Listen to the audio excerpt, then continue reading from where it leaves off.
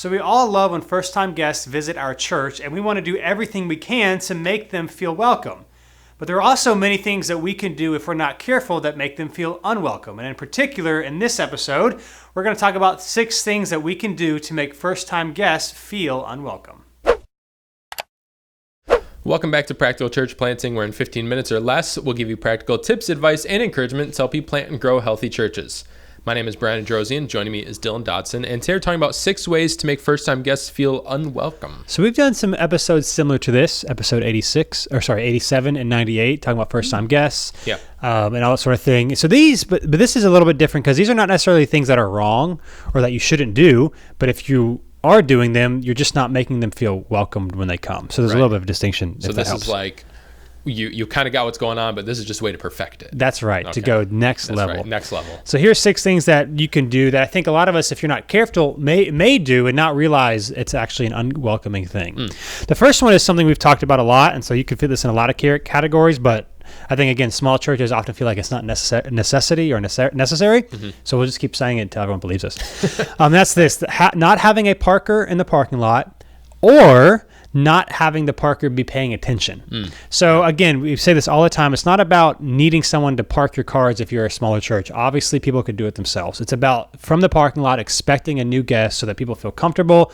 They know they're in the right area. It's just a way to welcome people from the parking lot. Yep.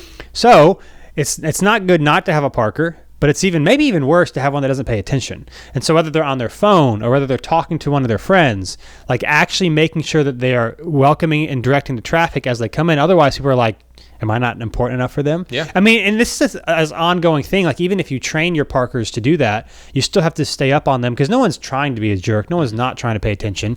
But making sure that they know every week that they remember, oh, my job is to be here and it's to help welcome people in. But if you don't have a parker and or they're not paying attention, obviously that makes you not feel welcome when you come in.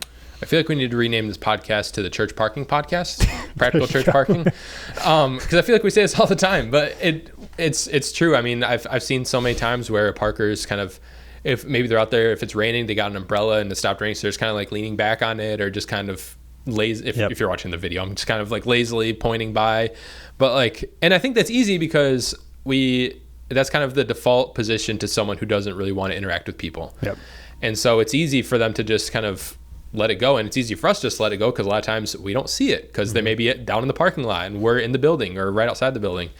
But yeah, it's the first impression. It's the first impression that you're going to make on somebody. And so if you have to treat it with. And we talk a lot about this too. A lot of the reason why they might not be paying attention or might not be very into it is because they don't understand why you have parkers in the first place. Like, it's on us as leaders to explain why this is important. So if you don't have a parker or you have parkers that are not paying attention, you're not going to feel very welcome. Yep.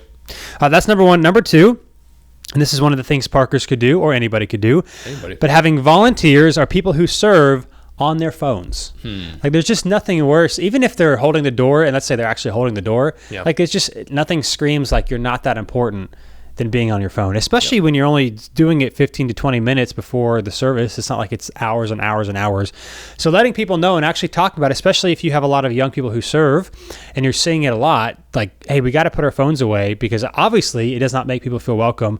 But I think a lot of times as leaders, as church leaders, like, we assume and we're thinking about everything, but most people aren't. So they're not thinking about why they should do this or why this is bad. Like, we assume a lot of things, and then we get frustrated when people don't do things the way we want them done because we never communicated this. So for this is one, as I would say, make sure you actually communicate why we don't want to pull our phones out while we're serving. Yeah, this one should seem, I don't know. I mean, this is one I feel like we've heard, but it has to be said because you see it all the time. I mean, no matter where you are, whether you're serving somewhere or not, but it's just natural to be on your phone. Right. And it's natural if you feel it vibrate or something to look at it. And it's not like a sinful thing. That's fine. Yep. But if your position is to make sure someone feels welcome, like you said, if someone's walking up to you and you're supposed to be holding the door and you're a half a second late because you're looking at your phone, all that says is that you're at least second important. Yeah. You're less important than whatever I'm doing here. And again, as we say this, you might be like, well, who doesn't know that? Again, you're the leader, you're thinking through this. And a lot of times, again, we assume people are supposed to know things. We don't tell them. And then we get frustrated because we've made assumptions. And I think a lot of people probably even know that if they were to really think about it. Right. But if they're not reminded of it, then just out of habit, they'll look at it. Right, exactly. So it's not that they don't think it's important, but if they're not reminded how important it is, then they're not going to be thinking about it. Yep, so that's number 2, having volunteers on their phones. Here's number 3, having a dirty or unkept facility. Now, obviously, if you're renting, like, there are certain things you can't control, but there are a lot of things you can control. And of course, the curse says the longer you've been part of your church, the more normal things look to you, the less of important Right. that you notice the small things. And dirty bathrooms, floors that need to be swept, like, and it's not just like one little piece of trash here or there. Things happen during the service, but like you can generally tell when you walk in how much they care about their space and what it looks like based on how dirty or how clean it is. Yeah. And this is one where if it's not your, or if you're noticing that you're not noticing it, it's a weird Right. way to put it.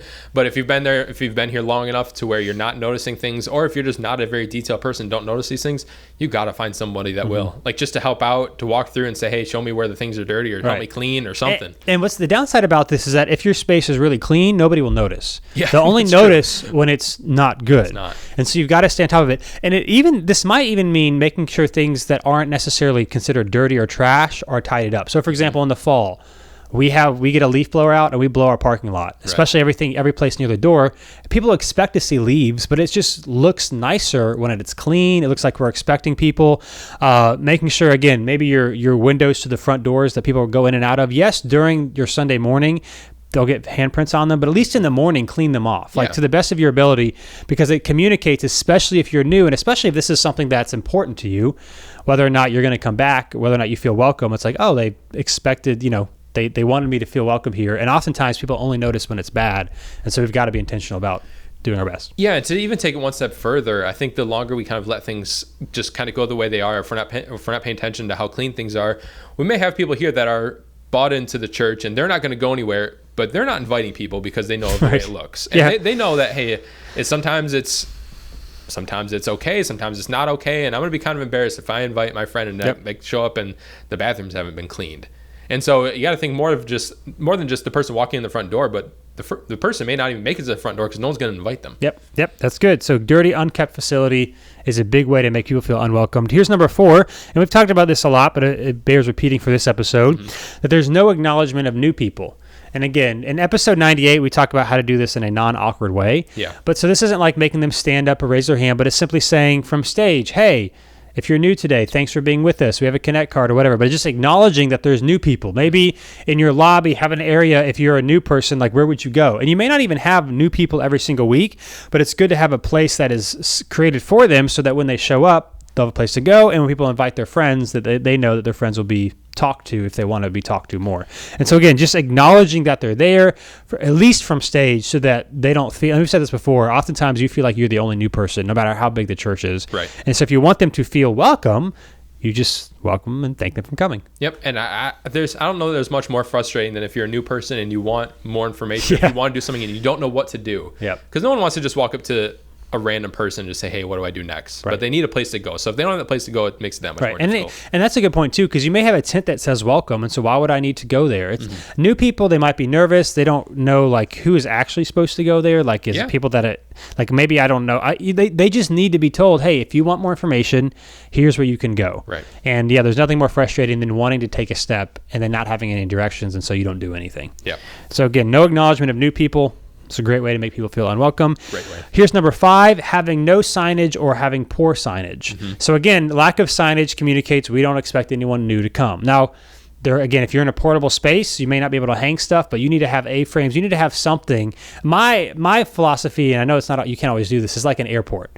An airport, you don't have to talk to anybody to figure out where you're going. Now, if you're nervous, if you've never flown before, you might ask someone who works there, hey, where do I go? But if you just, everywhere you are at any point, you can look around and there's a sign that tells you where you're supposed to go.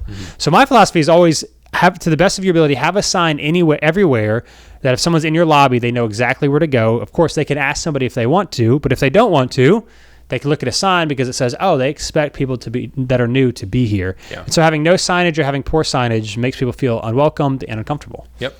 And especially if you're in a position, or if you're in a space where you can't see everything from right when you walk in, I don't know.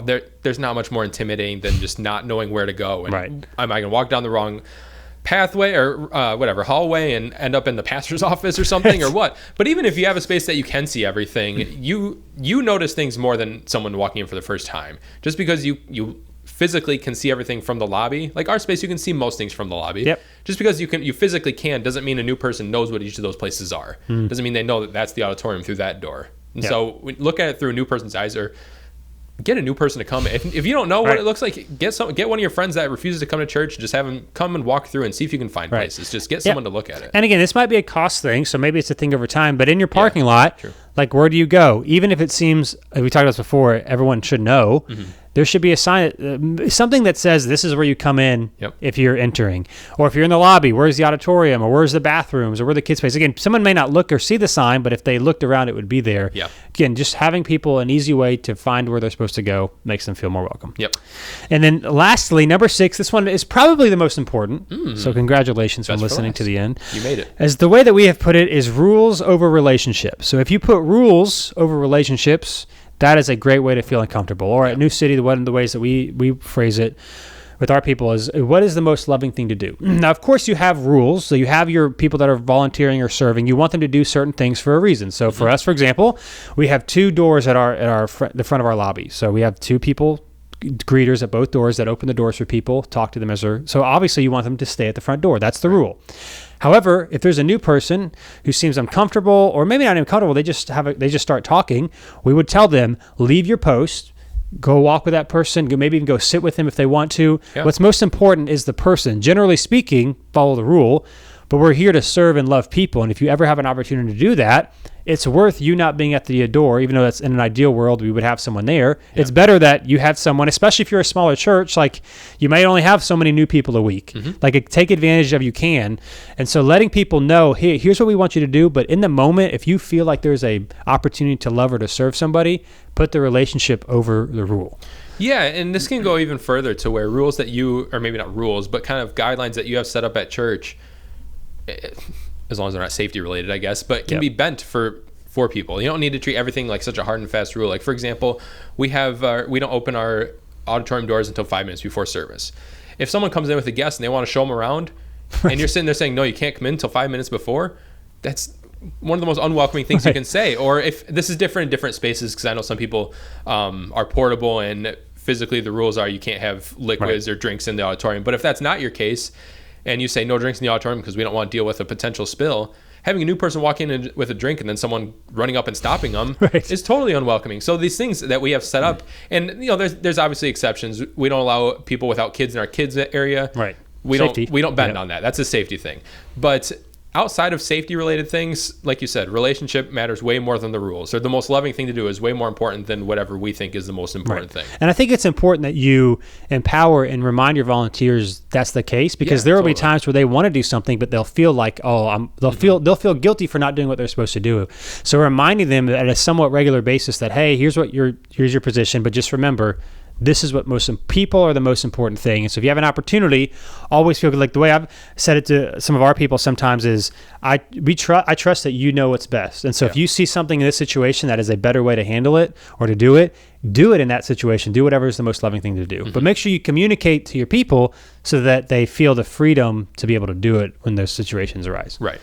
So again, those are 6 ways to make first-time guests feel unwelcome: having no Parker or having a Parker that's not paying attention, volunteers on their phones, having a dirty or unkept facility, no acknowledgement of new people at any time, having no signage or poor signage, and putting rules over relationships.